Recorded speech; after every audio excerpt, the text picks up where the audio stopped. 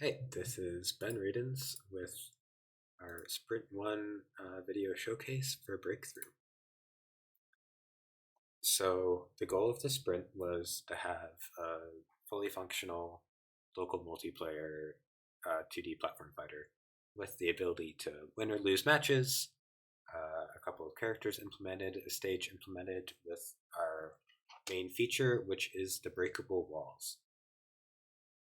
So our game is very similar to something like Smash Bros, except instead of getting killed by getting knocked off the stage, you get KO'd by getting hit through a wall, essentially. So what we got done for this stage, for the sprint, is a sort of sandbag CPU training mode where you can fight against the CPU that just doesn't do anything, and the local multiplayer. So I'm going to first unplug my controller and show off the single player against a CPU.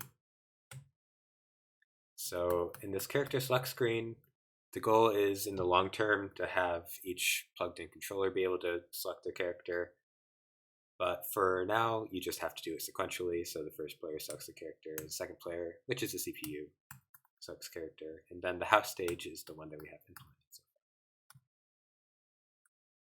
So you see when we spawn in here, I can move around, I can jump, double jump, and we did a couple of different controller inputs, keyboard inputs that you can use for this. One with the arrow keys and Z, X, and C for attacking and stuff. A control scheme like similar to like something like Hollow Knight. And then we also did WASD with JK and L and colon for shield, that's more like setup you'd see in like the keyboard bindings for a traditional fighter. If anyone plays a traditional fighter on the keyboard for more than 10 minutes, except me to research for this game.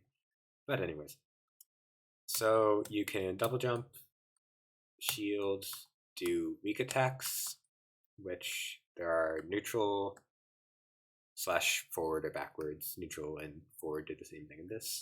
Downwards and upwards ones.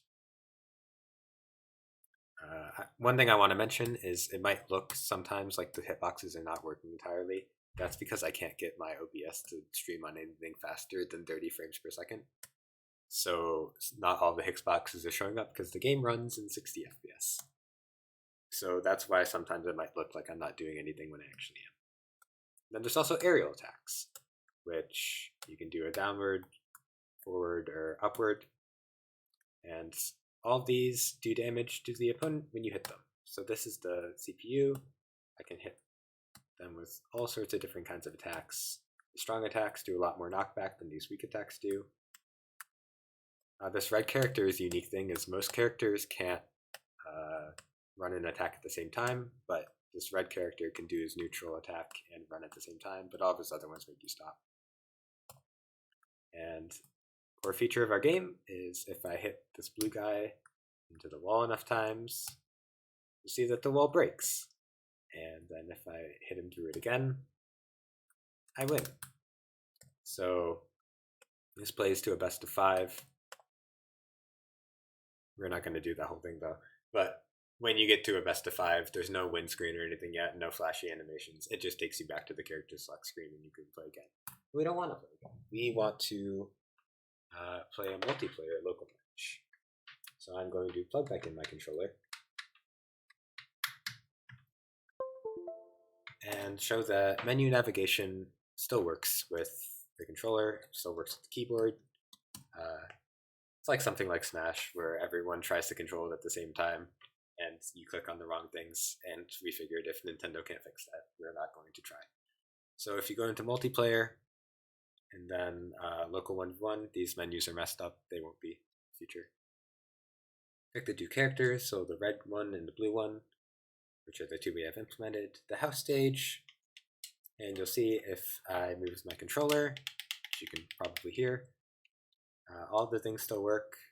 You can shield, and you can also do it with this.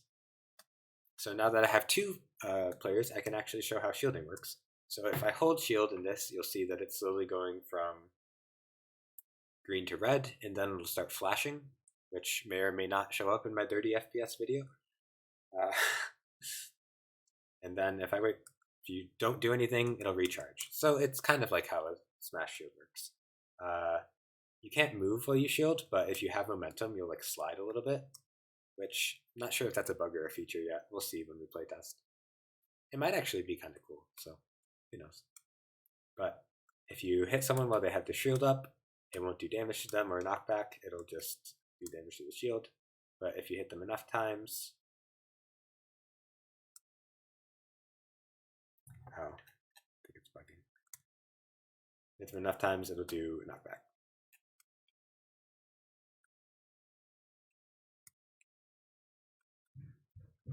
So, and then there's no like shield break or anything.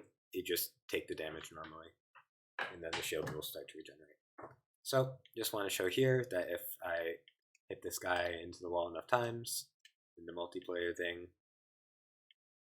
it'll still work, and you can hit off of either side. And yeah, that's it. There are still obviously a few things that need to be worked out, like for example, the fact that the damage indicator above my head switches directions when I turn around. It is probably not something that is good.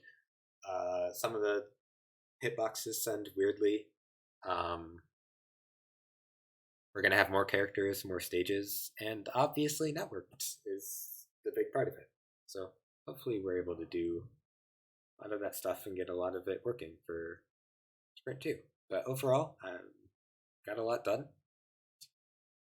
In my opinion, a kind of cool game. So thanks for watching.